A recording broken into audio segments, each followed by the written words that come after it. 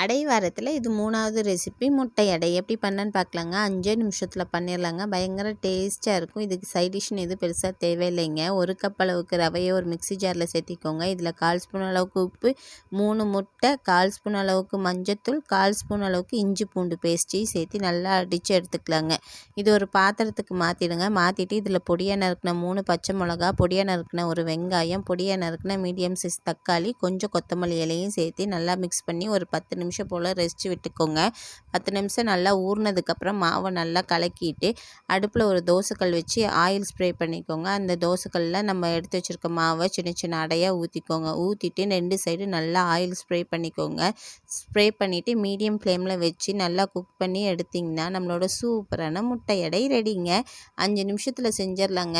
ரொம்ப டேஸ்ட்டாக இருக்கும், சாஃப்டாகவும் இருக்கும். உங்களுக்கு லஞ்ச் பாக்ஸுக்கு கொடுத்துடவும் கரெக்டாக இருக்கும். இதை ட்ரை பண்ணி பாருங்கள்.